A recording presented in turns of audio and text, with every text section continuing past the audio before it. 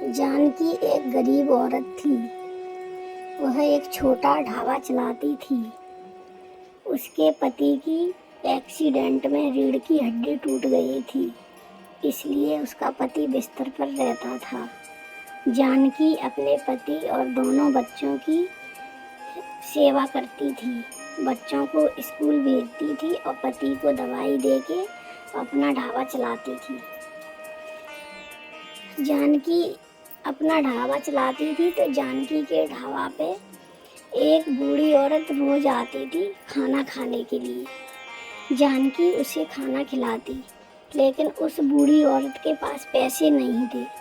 लेकिन जानकी उसे खाना खिलाती और बोलती, लो अम्मा, खाना खा लो और मैं आपके लिए रायता और ठंडा पानी लेकर आती हूँ।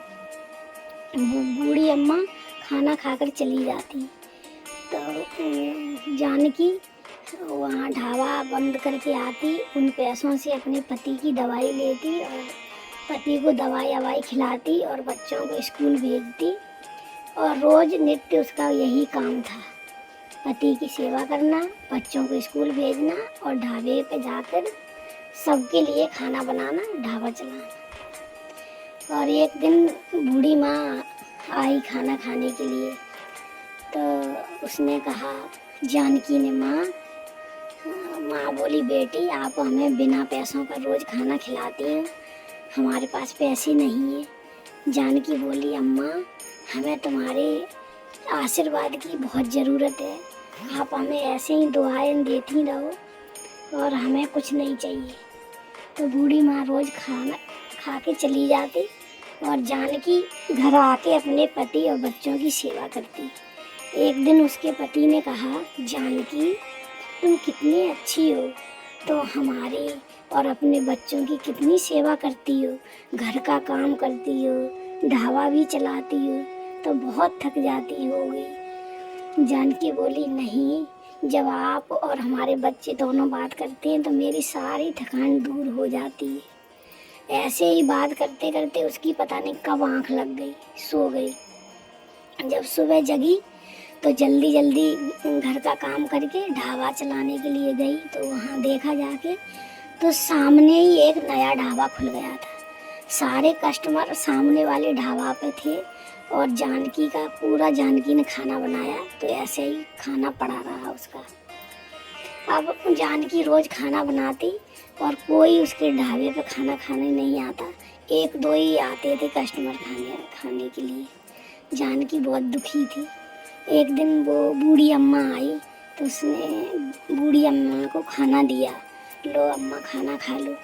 तो जैसे ही अम्मा खाना खाने लगी तो अम्मा बोली, क्या हुआ बेटी, आप कुछ दुखी लग रही हो। तो बोली, अम्मा मेरा ढाबा नहीं चल रहा है, सामने ढाबा खुल गया है तो सब वहीं खाने जाते हैं, मेरे ढाबे पे कोई नहीं आता। तो अम्मा बोली, बेटी आप एक काम करो, लक्ष्मी माता की पूजा करो। आप लक्ष्मी माता की पूजा करेंगी तो आपका खूब ढाबा चलेगा। तो उस जानकी घर आई और उस अम्मा के कहने से उसने लक्ष्मी माता की खूब विधि पूर्वक पूजा की। अपने अब लक्ष्मी माता की रोज़ पूजा करके तब ढाबे पे आती थी, लेकिन फिर भी उसका ढाबा नहीं चला। लेकिन जो सामने वाला ढाबा था ना, वो बहुत चल रहा था। एक दिन वो सामने वाला ढाबा चलते बहुत घमंड हो गया कि मेरा तो ढाबा बहुत चलता है, तो मैंने बहुत ताज़ा ताज़ा खाना खिलाया है, अब मैं कुछ इसमें मिलावट कर देता हूँ। तो वो सामने वाला ढाबा वाला अपने खाने में मिलावट करने लगा और उसमें बासा खाना भी मिला के और खिलाने लगा लोगों को। तो लोगों की शिकायत थाने पे पहुँच गई। थाने से पुलिस ऑफिसर आए, उन्होंने कहा कि तुम्हारे ढाबे की बहुत शिकायत है, आप लोगों को मिलावट करके खाना खिलाते हो, लोग बीमार पड़ रहे हैं। तो वहाँ कुछ लोग खड़े थे, बोले थे, सामने जानकी का जो ढाबा है ना, उस पर हमने इतने बार खाना खाया, हम लोग कभी बीमार नहीं हुए। दूसरा भी बोला, हाँ हाँ ये भैया सही कह रहे हैं, हम भी वहाँ खाते हैं, हम कभी बीमार नहीं हुए और इनके खाना खाने से सब लोग बीमार पड़ रहे हैं। तो उस ढाबे वाले ने अपनी गलती स्वीकार करी, बोले आज के बाद हम कभी नहीं मिलाएंगे कुछ, हमें माफ़ कर दो। पुलिस ऑफिसर ने कहा, दूसरे से हवलदार, इसका ढाबे में ताला लगा दो, ढाबा बंद करो और इसे थाने ले चलो, जेल में डालो। तो उसका ढाबा बंद हो गया, उसे थाने ले गए और इधर उसका जानकी का ढाबा खूब चलने लगा, खूब कस्टमर आने लगे। अब जानकी रोज़ ढाबा चलाती, लेकिन जानकी को उस अम्मा की बहुत याद आती। बोल रही वो अम्मा हमारे ढाबे पर रोज़ खाना खाने आती थी, बहुत दिन हो गए तब से अम्मा खाना खाने नहीं आई। वो बहुत अम्मा को याद कर रही थी, अम्मा क्यों नहीं आती हैं खाना खाने के लिए। और अपना ढाबा शाम को बंद कर घर गई तो रात में अम्मा को याद करते सो गई। तो सपने में लक्ष्मी माता ने उसको दर्शन दिए। जानकी, जानकी, मुझे पता है आप मुझे बहुत याद करती हैं कि अम्मा खाना खाने नहीं आती हैं। जानकी की सपने में नींद खुली तो बोला, माँ लक्ष्मी, आप अम्मा बन के मेरे ढाबे पे खाना खाती नहीं, मुझसे कितनी बड़ी गलती हो गई, मैंने आपको पहचान नहीं पाया। लक्ष्मी माता बोली, बेटी मैं आपकी भक्ति से प्रसन्न हूँ, मैं इतनी गरीब थी, मेरे पास पैसे नहीं थे, तो आपने मुझे खूब खाना खिलाया और मेरी बहुत सेवा करी।